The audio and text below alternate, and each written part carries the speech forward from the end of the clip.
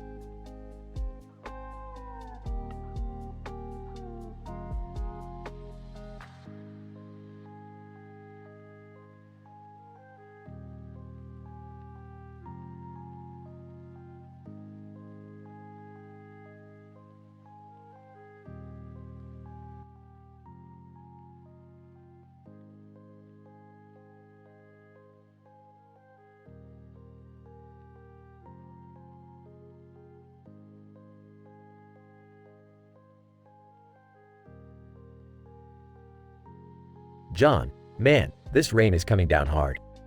I can't believe I'm stuck walking in this shitty weather. Samantha, damn, can you believe this shit? I'm soaking wet already. This weather is a fucking nightmare. John, yeah, it's like we're trapped in some twisted horror movie. Wish I had a goddamn umbrella. Samantha, speaking of twisted shit, did you see that red toy car in the foreground? What the fuck is that doing here? John, seriously, it's like a fucking omen. A creepy-ass toy car just sitting there, mocking us in this downpour. Samantha, you think it's possessed or something? Like in one of those demonic possession movies? John, who the fuck knows? Maybe that toy is possessed by the ghost of some sadistic child that wants to torture us. Samantha, well, this weather torture is more than enough for me. Let's just find some shelter. I can't take it anymore. John, alright, let's make a run for that bench in the background. At least we'll have something to sit on and maybe catch our breath. Samantha, good idea. Hopefully, that bench isn't infested with spiders or some shit. I can't handle any more surprises today. John, trust me, if I see a spider crawling on that bench, I'm gonna lose my fucking mind. But let's take the risk, I'm freezing my balls off. Samantha, oh great, the rain decided to upgrade from torrential downpour to a full-on fucking monsoon. What a day. John, Murphy's Law, ha. Anything that can go wrong will go fucking wrong. Just our luck. Samantha, well, this is officially the worst day ever. I'm soaked from head to toe, and I can't even find solace in the fact that we're both miserable. John, hey, at least we have each other, right? Misery loves company, they say. Samantha, yeah, there's some weird twisted comfort in that, I suppose. We're in this shit show together, like it or not. John, agreed, Sam. We'll survive this storm, just like we survive everything else that gets thrown our way. Samantha, damn straight, John. We'll weather this storm, and when the sun comes out, we'll be laughing about how ridiculous this day was. John, absolutely, Sam. And hey, maybe we'll even find out the secret behind that creepy red toy car while we're at it. Life's full of surprises, after all. Samantha, well, bring it on, universe. We're ready for whatever absurdity you decide to throw our way. Let the crazy games begin.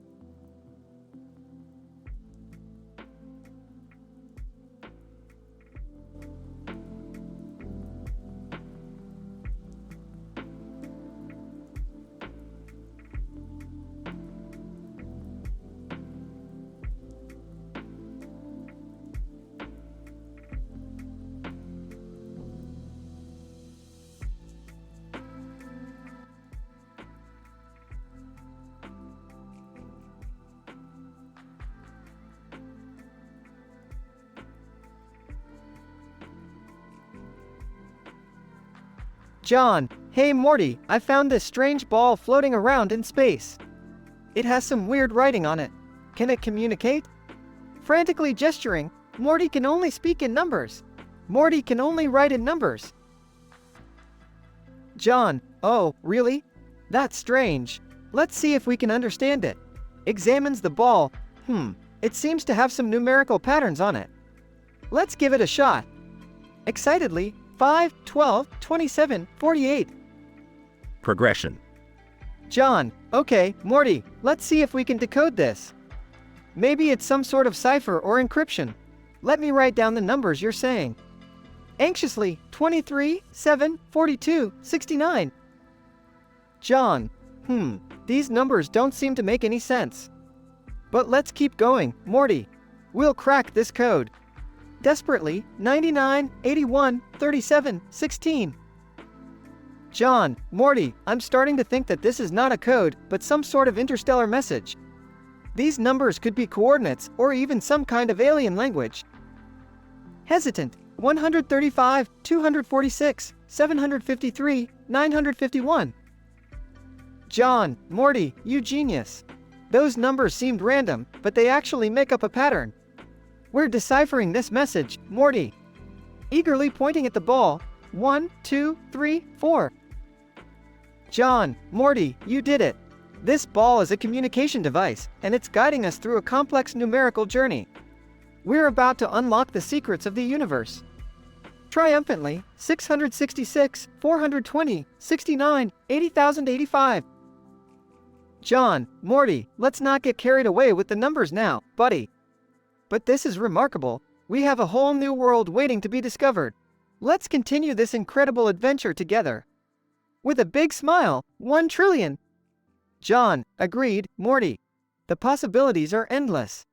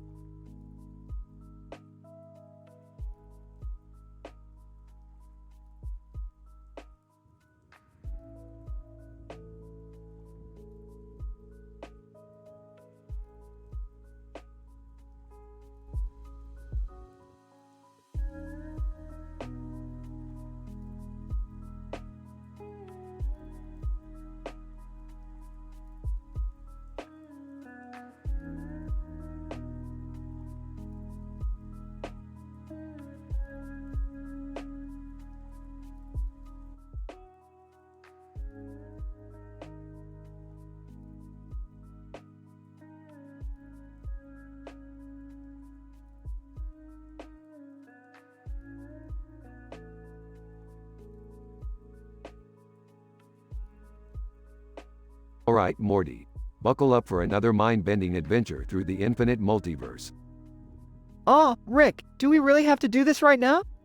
I mean, it's been a long day, and I just want to catch a breather. Morty, you wouldn't know a breather if it punched you in your pathetic, low IQ face. We're going. They teleport to a strange dimension. They see a cartoon group with a giant head and a giant face, with a man in a black shirt. Morty, behold, we've stumbled upon a dimension where everyone's heads are hilariously oversized. I bet that giant-faced guy there has some crazy stories to tell. Seriously, Rick, you want to gossip about their big heads? Morty, size doesn't matter, except when it comes to my huge intellect.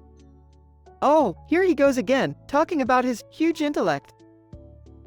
Rick approaches the man in the black shirt. Hey there, big head. What kind of mind-bending adventures have you been on? Tell us something crazy. Big head, mind bending.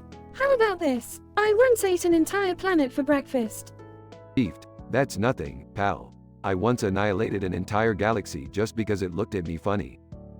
Big head. Oh yeah. Well, this one time, I farted, and it caused a supernova. Beat that. Suddenly, a giant face appears in the sky, looking angry. Giant face. Alright, you tiny-brained imbeciles, enough with the one-upping. I am the ruler of this dimension, and I demand entertainment. Alright, giant face, prepare to be dazzled. I once created an entire universe just to troll people on social media. Giant face. Oh, really? How about this? I once punched a black hole so hard, it spat out a parallel universe. As they continue to exchange ridiculous stories, the dimension starts crumbling. Rick, I think we've gone too far this time. We need to get out of here before this place collapses. Morty, relax. I've got a plan. We just need to find the guy with the biggest head, hop on top of it, and ride it out of here like a surfboard. They scramble to find the person with the biggest head and manage to escape just in time. Phew, that was a close one, Morty. But damn, did you see the size of that guy's head? It was legendary. Yeah, Rick, it was pretty impressive, I guess. Can we go home now? Sure thing, Morty. Just remember, when it comes to heads, size really does matter.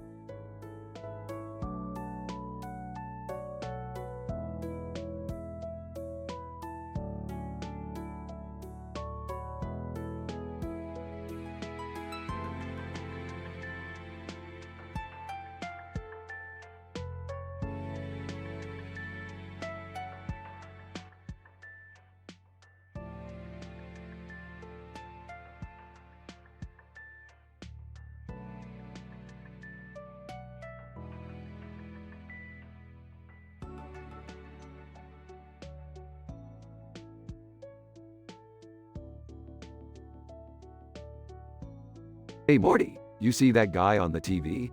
Bet he doesn't have a huge fat dick like me. Come on, Rick, do we really have to talk about that again? Rick, I don't think that's something appropriate to discuss in front of the kids. Oh, Jerry, always thinking about the kids. Guess that's what you get for not having a huge fat dick. Ah, seriously, Grandpa? Can we talk about something else for once? Fine, fine. Let's talk about my incredible IQ then. Oh great, the genius card again. You know, Rick, intelligence isn't everything. Easy for you to say, Morty. You can't even comprehend the complexities of my brilliance. Alright, enough with the ego stroking, Rick. Let's focus on something else. How about we talk about our crazy adventures? Remember that time we ended up in a parallel universe?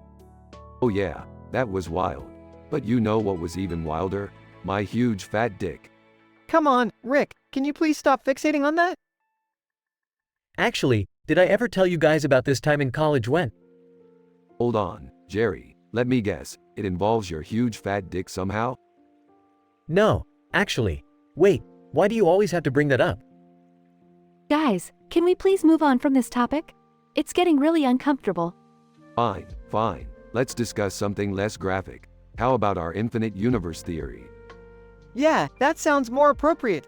I mean, infinite universes, anything can happen. I once read about a universe where everyone had huge fat dicks, Rick. Beat that. Dad, seriously? Jerry, you found a way to bring it back to that again. I gotta admit, you've got commitment. Can we just forget about all this? Let's focus on our next adventure or something. Sure, Morty. We'll go on an adventure and discover a new dimension where I'm known for my kind heart instead of my huge fat dick. That actually sounds like a refreshing change, Rick. Yeah, let's explore something new for once. Alright, pack your bags, kids. We're going on a journey to enlightenment and away from the talk of huge fat dicks. Thank you, Rick. Finally, some sanity. Don't get too comfortable, Morty. You know our adventures tend to spiral out of control. True, but at least it won't revolve around Rick's obsession with his... you know what. Agreed. Now, let's see what these new dimensions have in store for us. And they all head off on their next misadventure, leaving the topic of huge fat dicks behind, at least temporarily.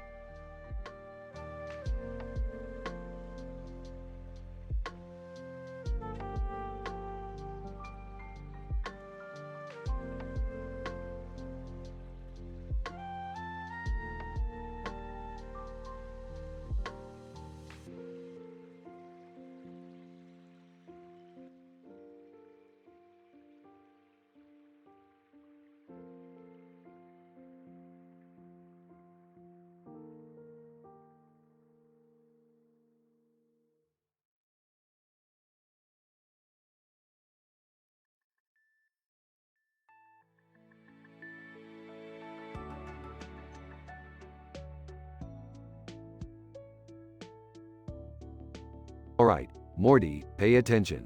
We're standing around this giant robot with a fire in its mouth, and, oh look, a man holding a gun. Classic Tuesday, am I right? What the hell, Rick? How did we end up in this insane situation? Well, Morty, when you combine my insatiable curiosity with a dash of intergalactic mayhem and a sprinkle of questionable decision-making, this is what you get. Guys, can we please focus on the fact that there's a man with a gun? We could all die here. Jerry, don't be such a wuss. If anyone's gonna die, it's definitely not gonna be us. We always manage to get out of these crazy situations. That's right, Jerry, we're invincible. Now, who wants to take bets on who can make this giant robot sneeze? Dad, you're so immature. Fine, I'll show you how it's done. Summer jumps on top of the robot and starts tickling its nose. Oh, wow, Summer. That's some real dedication to the cause. The robot might have a sneeze-inducing fetish after this. This is messed up. We're about to be sneezed on by a giant robot. Can't we just, I don't know, run away or something? Morty, you underestimate our family's ability to handle ridiculous situations. Show some confidence. Confidence? Beth, you married me. That alone proves you lack judgment in high-stress situations. Alright, enough bickering, everyone. Let's focus on making this robot sneeze and get the hell out of here. We've got more important things to do, like argue about who has the biggest. Dad, not now. Laughs. Sorry, Summer, couldn't resist. Alright, who's got the next plan to make this thing sneeze? I have an idea. We can use my basketball skills to shoot a flaming ball into its mouth. Morty, please tell me you're joking.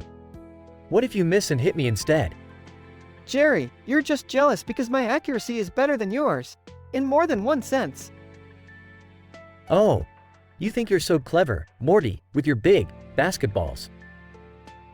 Jerry, stop being so insecure about your equipment. We're in a life or death situation here. Alright, Morty, let's see that basketball star in action. Summer, stand next to the robot, just in case things don't go as planned.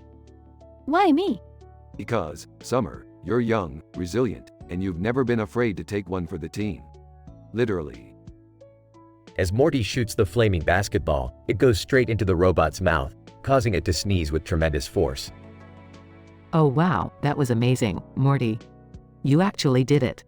Nice job, Morty, you really nailed that one. Now let's get out of here before anything else crazy happens. Wait. I have something important to say. Jerry, can it wait? No, it can't. I just want everyone to know that my equipment may not be the biggest, but it's definitely the most average. Everyone stares at Jerry in silence. Oh, Jerry, you just can't help but one-up yourself, can you? Well, that was something. Can we please go home now? They all walk away from the giant sneezing robot, leaving chaos behind.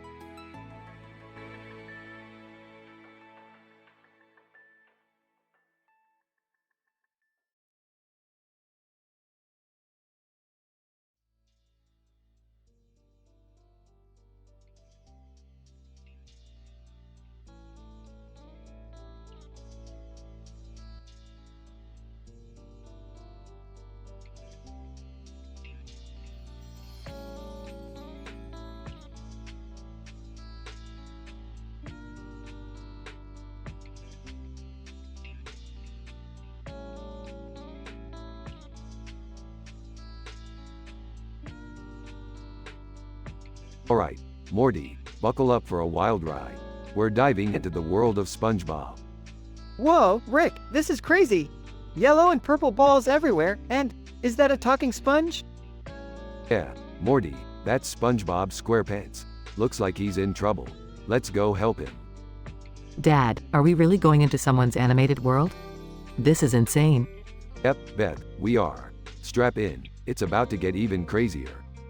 Oh my god, this is like a dream come true. I can't wait to see SpongeBob up close. I don't know about this, Rick. It all seems a bit ridiculous. Shut up, Jerry. We need your uselessness to balance out our awesomeness. They all land near SpongeBob, who's transformed into a snail. SpongeBob, Oh no, guys. Squidward accidentally injected me with Gary's snail plasma. Don't worry, SpongeBob. We'll get you back to normal. Morty, pass me the snail reversal serum. Morty hands Rick the serum and they inject it into SpongeBob. SpongeBob! Oh, thank you all so much. I'm back to my regular square self. That was surprisingly easy. Now what? Well, my dear family, we might as well have a little fun with Squidward. Let's teach him a lesson he won't forget. They find Squidward sitting in his house, playing his clarinet. Squidward, you're about to get a taste of your own medicine. Squidward gets injected with the snail plasma. Squidward. Oh no, what have you done to me? I feel slimy and sluggish. It's unbearable. That's right, Squidward. Now you know how it feels to be on the receiving end. This is so epic. Revenge served with a side of satisfaction. I can't believe we just did that. It's like we're in an alternate, twisted reality. Welcome to the multiverse, Beth. Anything's possible. Rick, shouldn't we reverse Squidward's transformation? This might be a bit too cruel. Fine, Morty, party pooper. Give me the squid reversal serum. Squidward is injected with the serum and transforms back. Squidward. Finally, I'm myself again. You guys are the worst. Oh, cry me a river, Squidward. You deserved that and more. SpongeBob, thank you for helping me, guys. I don't know what I would have done without you. No problem, SpongeBob. It was a crazy adventure, but we're always here to save the day. Yeah, no thanks to me, as usual. I'm just dead weight. Come on, Jerry, don't be so hard on yourself. You played your part in our bizarre family adventure. They all share a laugh. Alright, kids, let's pack it up. There's an infinite amount of universes waiting for us. Yeah, let's go on more insane, mind-bending adventures, Rick. They leave the world of SpongeBob behind, ready for their next wild escapade.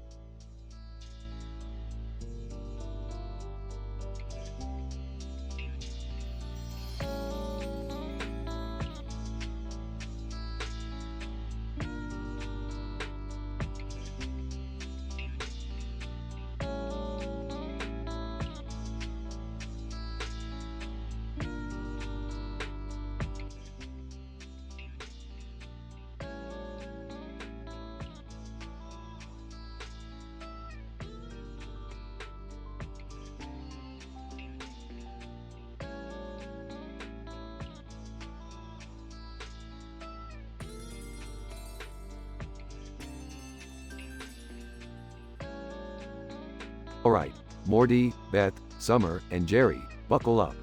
We're diving into the world of SpongeBob, where we have to help that annoying yellow sponge transform back from being a snail. What? How the hell did SpongeBob become a snail? I don't know, Morty, but we've got a job to do. Let's go. Scene transitions to Bikini Bottom. SpongeBob. Snail noises. Good lord, that's one disturbing snail. Look, there's Squidward. He must have some sort of snail transforming remedy. Alright, let's get that snail plasma from Squidward and reverse SpongeBob's transformation.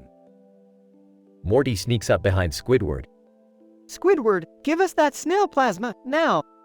Squidward. What? No way, you idiots. Look, Squidward, we're not here to play games. Give us that damn snail plasma. Summer grabs a syringe from Rick. What if we make Squidward understand the urgency? Summer injects Squidward with the snail plasma. Squidward. Agonizing screams. What the hell did you do to me? I'm turning into. Giant clam? Yeah, I figured that might happen. Revenge has a funny way of working. Squidward. In extreme detail. Oh, dear God. My skin feels slimy, and my body thickens to a shell. My voice, raspy and underwater-like. The pain, oh, the pain. Way to go, Summer. That'll teach him a lesson. SpongeBob returns to his snail form and then morphs back into his normal self. SpongeBob, thank you all so much. I'm back to my spongy self.